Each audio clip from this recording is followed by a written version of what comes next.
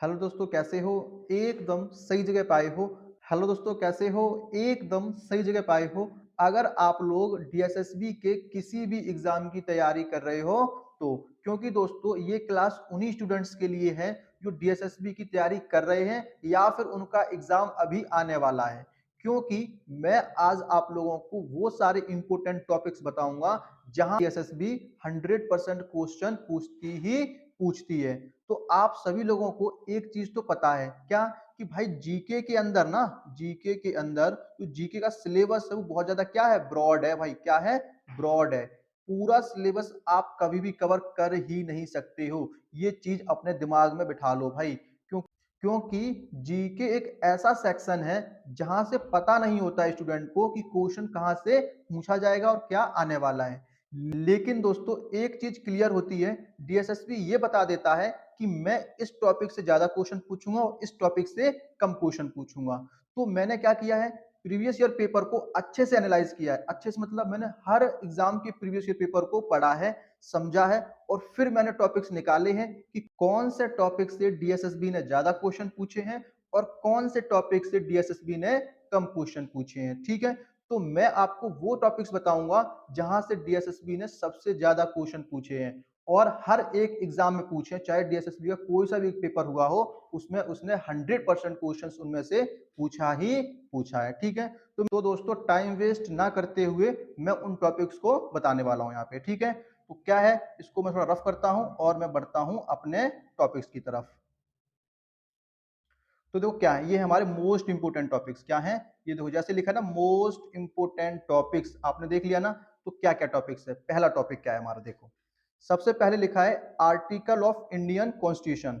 इस पे 100% मार्क्स लगा लो। मतलब लिख लो भाई कि ये ना मोस्ट इंपोर्टेंट समझ लो, मोस्ट इंपोर्टेंट कैटेगरी में आर्टिकल ऑफ इंडियन कॉन्स्टिट्यूशन। मतलब कि दोस्तों इस टॉपिक से डीएसएसबी ने हर एक एग्जाम में क्वेश्चन पूछे हैं दोस्तों, हर एक एग्जाम में, चाहे वो डीएसएसबी का कोई सा भी एग्जाम हो, इस टॉपिक से उसने 100% क्वेश्चन पूछे हैं। तो आप लोग क्या करोगे, इस टॉपिक को अच्छे से करोगे। अच्छा देखो क्वेश्चन कैसे बनता है, देखो ऐसे बोलेगा, बोलेगा कि जो आर्टिकल 51 है ये क्या कहता है, आर्टिकल 51 ए ये क्या कहता है, या फिर आर्टिकल 61 ये क्या कहता है, आर्टिकल 1 2 3 ये क्या कहता है। तो आपको ये आर्टिकल्स आपको अच्छे से रीड कर लेने हैं, और रीड नहीं करना है, एकदम रट्टा मार लेना है कि जैसे ही पेपर में दिख जाए कोई सा आर्टिकल, आप देखते ही उसका आंसर कर दो। समझ में आ रहा है क्या कह रहा हूं, कि भाई आर्टिकल ऑफ इंडियन कॉन्स्टिट्यूशन इतना इंपॉर्टेंट है। तो सब कुछ छोड़ो, सिंपल समझो। अगर आपको यहां से मुंबई जाना है, कहां जाना है, मुंबई जाना है, तो आप लोग मुझे बताओ आप कौन सी ट्रेन पकड़ोगे, यहाँ से मुंबई जाने वाली ट्रेन पकड़ोगे, या फिर आप सोच रहे हो कि पहले मैं बीच में जाऊं, फिर मैं साइड से जाऊं, फिर मैं साइड से जाऊं, मतलब ट्रेन चेंज कर करके जा रहे हो। तो भाई ट्रेन चेंज कर करके जाओगे तो टाइम वेस्ट होगा नहीं होगा, सिंपल सी बात समझ रहे हो। टाइम यहाँ पे वैल्यू दो, टाइम को वैल्यू दो। और अगर आप डायरेक्ट ट्रेन पकड़ोगे तो आपका टाइम बचेगा ही नहीं बचेगा। समझ रहे हो क्या कह रहा हूँ, अगर आप बहुत कुछ मटेरियल पढ़ रहे हो तो पहुंच तो जाओगे वहां तक, लेकिन टाइम बहुत ज्यादा लग जाएगा। और हमें क्या करना है, टाइम ही तो बचाना है। और टाइम बचाते हुए अगर आपको पढ़ना है तो दोस्तों आपको जल्दी सिलेक्शन लेना है, तो आप लोग क्या करोगे, आर्टिकल ऑफ इंडियन कॉन्स्टिट्यूशन को 100% पढ़ करके जाओगे। इसीलिए मैंने इस टॉपिक को सबसे पहले नंबर पे रखा है, फर्स्ट नंबर पे, कि बाकी टॉपिक्स भूल भी जाओ ना तो इस टॉपिक को आप याद रखोगे। ठीक है, क्लियर है, समझ में आई कहानी। अब मैं इसको रफ करता हूँ। और सेकंड टॉपिक देखो क्या है, ओहो ये क्या हो गया, और ये कैसे होता है रफ, ऐसे होता है ये रफ, ये गया गायब हो गया, हो जा गायब, छू मंतर। ठीक है, याद रखना भाई, भूलना नहीं है बिल्कुल दोस्तों, बिल्कुल नहीं भूलना है आपको। ठीक है, अच्छा अब देखो सेकंड टॉपिक क्या है हमारा, सेकंड टॉपिक है हमारा स्पोर्ट्स। दोस्तों स्पोर्ट्स से क्वेश्चन 100% पूछे जाते हैं, ये भी याद रखोगे। कैसे क्वेश्चन पूछे जाते हैं, वो आपसे पूछ लेगा कि 2024 में, 2024 में, अच्छा देखो जिनका एग्जाम अभी होने वाला है तो वो लोग याद रखेंगे कि 2024 में जो सीरीज हुई है उनको याद रखना है। 2024 का मतलब है कि जो अभी डब्ल्यूपीएल हो रहा है, डब्ल्यूपीएल समझते हो ना, डब्ल्यूपीएल की फुल फॉर्म बताओ क्या है, वुमेन प्रीमियर लीग। तो ये टूर्नामेंट जीता है, कौन जीता है, आरसीबी जीत गई दोस्तों। आरसीबी ने डब्ल्यूपीएल जीता है पहली बार, कोई आईपीएल मतलब आईपीएल नहीं हो सकती, डब्ल्यूपीएल जीता है। ठीक है, आरसीबी ने। तो आप याद रखोगे कि किसने जीता है, डब्ल्यूपीएल, आरसीबी ने जीता है। ये क्वेश्चन पूछ सकता है एग्जामिनर, अभी जिनका एग्जाम है रिसेंटली में, याद रखना पहले बता रहा हूँ, 2024 में जिनका भी एग्जाम है, मार्च महीने में है, 8 मार्च को है या फिर आगे है, तो उसमें ये क्वेश्चन पूछा जाएगा, आप लोग याद रखना, ठीक है। और 2023 में जो वर्ल्ड कप हुआ था, क्या हुआ था, एक मिनट, जो वर्ल्ड कप हुआ था, इसको मैं थोड़ा मार्कर चेंज कर लेता हूँ, ठीक है। जो 2023 में क्या हुआ था, वर्ल्ड कप हुआ था, किस किस के बीच में हुआ था, फाइनल, फाइनल इंडिया के बीच में हुआ था और ऑस्ट्रेलिया के बीच में हुआ था। तो आपसे पूछ लेगा कि 2023 का वर्ल्ड कप किसने जीता, ऑस्ट्रेलिया ने जीता, आसान था ना। लेकिन वो अब इसमें ये पूछेगा कि 2023 का वर्ल्ड कप हुआ था, उसमें हाईएस्ट रन किसने मारे थे, समझ रहे हो क्या कह रहा हूँ, हाईएस्ट स्कोर किस प्लेयर ने किया था, वो ये पूछेगा आपसे। देखो इंडिया ऑस्ट्रेलिया वर्ल्ड कप किसने जीता सबको पता है, कॉमन चीज है, लेकिन एग्जामिनर आपसे कॉमन चीज नहीं पूछेगा, वो थोड़ा सा लेवल अप करके पूछेगा आपसे, ठीक है। समझ रहे हो क्या कह रहा हूं मैं, जो चीजें मैं आपको बता रहा हूं ना भाई, अगर ये चीज समझ गए ना आप लोग, तो समझ लेना आपको कहानी एकदम टॉप लेवल पे हो आप, ठीक है। अच्छा, और क्या सीखोगे, और क्या इसके अंदर याद रखोगे, और दोस्तों आप इसके अंदर याद करके जाओगे कि सबसे पहले, सबसे, एक मिनट, ये एक तो ये मार्कर नहीं आता है मेरे हाथ में, ये रहा, ठीक है। और सबसे पहले स्पोर्ट्स की बात कर रहा हूं मैं अभी, सबसे पहले 3000 रन पूरे करने वाला प्लेयर कौन है, याद रखना, 3000 रन किसके अंदर, वुमेन, वुमेन टी20, टी20 में 3000, 5000 और 10,000, ये कैटेगरी बना रहा हूं मैं, एक मिनट, कौन कौन सी कैटेगरी है, 3000, ठीक है, फिर कौन सी है 5000 और फिर है 10,000, 3000, 5000 और 10,000, ये तीन कैटेगरी में पहुंचने वाले पहले प्लेयर्स आप याद रखोगे कि सबसे पहले इन कैटेगरी को किसने पार किया है, ठीक है। क्योंकि एग्जामिनर ऐसे क्वेश्चंस पूछता है।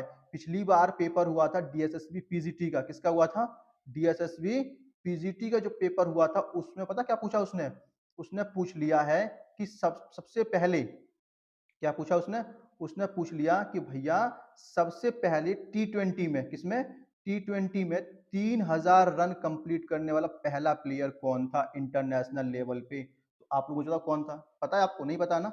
अब उसने ये नहीं बोला कि वुमेन्स में बताओ या फिर बॉयज में बताओ, तो अगर आपको मेंशन ना किया हो कि वुमेन्स और मेंस का, तो आप मेंस को समझोगे, किसको समझोगे, मेंस, मतलब कि जो बॉयज टूर्नामेंट खेलते हैं उसको आप कंसीडर करके चलोगे, और बाकी ऑप्शन के अकॉर्डिंग देख लेना कि क्या है क्या नहीं है वहां पे, ठीक है। समझ में आ रहा है, तो स्पोर्ट्स में जो मैंने बताया वो आप लोग करके जाओगे। और क्या पता करके जाओगे, और एक चीज पता करके जाओगे कि सबसे पहले, एक मिनट, ओह ये तो सही है, सबसे, ये भी सही है, सबसे पहले, और सबसे पहले आईपीएल ट्रॉफी जीतने वाली कौन सी टीम थी, ये भी क्वेश्चन एग्जामिनर पूछ सकता है आपसे स्पोर्ट्स में, ठीक है, समझ रहे हो। ये तो मैंने आपको बता दिया क्रिकेट से रिलेटेड, और क्या करके जाओगे इसके अंदर, और दोस्तों 2023 में, कब, 2023 में जो भी टूर्नामेंट हुए हैं, वो कौन से प्लेयर ने जितवाए हैं, किस प्लेयर की ज्यादा अहम भूमिका रही है, और वो प्लेयर किस कंट्री का था, ये चीज आपको पता होनी चाहिए स्पोर्ट्स के अंदर। लेकिन वो मोस्टली आपसे क्वेश्चन पूछेगा, वो क्रिकेट से पूछेगा, किससे पूछेगा, क्रिकेट से, क्यों, क्योंकि भाई इंडिया में क्या फेमस है, क्रिकेट ही सबसे ज्यादा फेमस है, इसलिए वो क्रिकेट से ज्यादा क्वेश्चन पूछेगा। और बाकी आप लोग याद रखोगे कि 2023 में कौन कौन से टूर्नामेंट हुए हैं और किसने कौन सा टूर्नामेंट जीता है, ठीक है। अब देखो अगला टॉपिक क्या है, अगला टॉपिक है हमारा, एक मिनट इसको रफ करता हूं। अब देखो अगला टॉपिक क्या है हमारा, अगला टॉपिक है चंद्रगुप्त, क्या है, चंद्रगुप्त। दोस्तों चंद्रगुप्त जो है, ये क्या थे, वंश, गुप्त वंश के, कहाँ के, गुप्त वंश के राजा थे, कहाँ के थे, गुप्त वंश के राजा थे ये, ठीक है। तो इनकी हिस्ट्री आपको पता होनी चाहिए, क्योंकि इनकी हिस्ट्री से क्या है ना कि क्वेश्चन पूछे जाते हैं आपसे, और डीएसएसबी एक क्वेश्चन नहीं पूछता इससे, अगर उसने एक क्वेश्चन पूछा है ना, तो दूसरा क्वेश्चन भी इसी टॉपिक से पूछा है उसने, मतलब चंद्रगुप्त के अगर एक क्वेश्चन पूछ लिया है, तो वो एक नहीं दो तीन क्वेश्चन पूछ डालता है, किससे, चंद्रगुप्त से ही पूछ लेता है वो, समझ रहे हो। इसलिए चंद्रगुप्त का कितना अहम रोल है आपको ये पता होना चाहिए, ठीक है, समझ में आया। अच्छा, बाकी अगला टॉपिक क्या है, तो इसमें अगला टॉपिक है हमारा फोर्थ, फोर्थ देखो क्या है, वो मिनट, फोर्थ टॉपिक क्या है हमारा, फेमस डांस, मोस्ट इंपोर्टेंट, ये भी ले लो, इसमें लिखा है स्टेट, मतलब स्टेट क्या, फेमस डांस, किस स्टेट में कौन सा डांस सबसे ज्यादा फेमस है, यहां से भी क्वेश्चन पूछा जाता है, तो आप इस टॉपिक को भी अच्छे से क्लियर करोगे। ठीक है, पांचवा कौन सा है? बैंक्स है। अब दोस्तों बैंक में आप लोग याद रखोगे कि फर्स्ट बैंक कौन सी है हमारे इंडिया की, सबसे पहली बैंक कौन सा है, आरबीआई कब स्टेब्लिश हुई, फर्स्ट बैंक कब स्टेब्लिश हुई, कब बंद हुई, ये चीज आपको पता होनी चाहिए बैंक के अंदर। ठीक है, फिर अगला टॉपिक क्या है? इन्वायरमेंट। अब दोस्तों जो इन्वायरमेंट टॉपिक है ना, ये भी बहुत इंपॉर्टेंट है, मतलब स्टार लगा लो इस पे, स्टार लगा लो, एक ये और एक पहला, स्टार लगा लो इन सब पे। इन्वायरमेंट से 100% डीएसएसबी क्वेश्चन पूछेगा। क्यों? क्योंकि भाई ये क्या है ना, एक ऐसा टॉपिक है जहां से बहुत सारे क्वेश्चंस बनते ही बनते हैं। तो इसमें क्या पूछते हैं वो, इसमें वो पूछता है लेयर के बारे में। किसके बारे में? लेयर्स के बारे में पूछता है। लेयर्स मतलब परत के बारे में पूछता है कि कौन सी परत है ये, कौन सी परत नहीं है। जो अर्थ है उसकी सबसे जो निचली परत होती है उसे क्या बोलते हैं, उससे ऊपरी परत है उसे क्या बोलते हैं। बहुत सारे क्वेश्चंस यहाँ से बनते हैं। ठीक है, तो आप लोग इन्वायरमेंट एटमॉस्फेयर वाले टॉपिक को अच्छे से कवर करके जाओगे। ठीक है, अब हमारा सातवां टॉपिक क्या है? तो सातवां टॉपिक हमारा ये रहा। क्या लिखा है सातवें टॉपिक में? देखो, सबसे पहले इंडियन कोर्ट्स लिखा है। ओ क्या हो गया, क्या है सातवां टॉपिक? इंडियन कोर्ट्स है। तो इसमें वो पूछ लेता है कि जो सुप्रीम कोर्ट है, कौन है? सुप्रीम कोर्ट है, इसका पहला जज कौन था, या फिर पहली वुमेन जज कौन थी, हाई कोर्ट की पहली वुमेन जज कौन थी। ये सारे टॉपिक्स यहाँ से पूछे जाते हैं, मतलब कि ये सारे क्वेश्चंस इस टॉपिक से पूछे जाते हैं। ठीक है, अगला क्या है? साइंस है। साइंस से दोस्तों बहुत सारे क्वेश्चन पूछे जाते हैं, लेकिन इसमें क्या है ना, साइंस वाले टॉपिक को आप कवर नहीं कर पाओगे क्योंकि बहुत ज्यादा बड़ा हो जाता है। तो जो प्रीवियस ईयर पेपर में जो ज्यादा क्वेश्चंस पूछे गए हैं वहां से आप कर सकते हो। इसमें अगला जो टॉपिक है दोस्तों वो है हमारा क्या है? State chief minister. क्या है? State chief minister. भाई अब स्टेट के चीफ मिनिस्टर के नाम याद रखने पड़ेंगे आपको कि कौन से स्टेट में कौन सा चीफ मिनिस्टर है। आप सब याद मत रखो, कोई बात नहीं, लेकिन जो अभी अभी रिसेंटली बने हैं चीफ मिनिस्टर, जो अभी अभी रिसेंटली बने हैं उनको आपको याद रखना पड़ेगा। समझ में आ रहा है? जैसे कि बिहार के अंदर क्या हो गया था, सरकार बदल गई थी। ठीक है, तो बिहार के जो मुख्यमंत्री बने हैं वो किसके साथ कोलैबोरेट करके बने हैं, ये चीज आपको पता होनी चाहिए। ठीक है, और लास्ट क्या है? इंडस वैली, जिसे हम बोलते हैं सिंधु घाटी सभ्यता भी बोलते हैं। क्या बोलते हैं? सिंधु घाटी। दोस्तों सिंधु घाटी से भी बहुत सारे क्वेश्चंस पूछे हैं डीएसएसबी ने, तो आप लोग इस टॉपिक को भी अच्छे से कवर करोगे। ठीक है, तो दोस्तों इन टॉपिक्स को आप अच्छे से कवर करके जाओगे। ठीक है, समझ में आया क्या बोला मैंने? ये दोस्तों 10 टॉपिक मैंने आपको बताए हैं। ठीक है, तो दोस्तों ये सारे टॉपिक्स आपको करके जाना है। ठीक है, और मैं एक चीज आपको फिर से बता देता हूं, अगर आप ये टॉपिक्स करके जाओगे तो दोस्तों 100% आपका स्कोर अच्छा होगा इसके अंदर, जीके के अंदर। ठीक है, और ठीक है, तो एक चीज मैं आपको ना और बता देता हूँ जो मुझे लगता है आपको बताना जरूरी है। क्या है? एक ही समझो यहाँ पे, अगर आपको पता है तो अच्छी बात है, नहीं पता तो समझ लो। जैसे मान लो ये ए बंदा है, कौन है? ए है। ठीक है, और एक ये सी है, सी है तुम्हारा कॉम्पिटिटर, ये आप हो, और ये तुम्हारा कौन है? कॉम्पिटिटर है। ठीक है, अब मान लो कि एग्जाम के अंदर ना बहुत ही आसान पेपर आ गया, कोई बहुत ही आसान सा क्वेश्चन पूछ लिया है, मान लो रीजनिंग के अंदर पूछ लिया। किसके अंदर? रीजनिंग के अंदर बहुत ही आसान क्वेश्चन पूछे गए हैं, 20 के 20 पूछ लिए, आसान से पूछ लिया आपसे। ठीक है, तो एक बात बताओ, जो 20 क्वेश्चंस आसान पूछे गए हैं वो सबसे पूछे गए होंगे, मतलब आपसे भी पूछे गए हैं और आपके कॉम्पिटिटर से भी वो क्वेश्चंस पूछे गए हैं।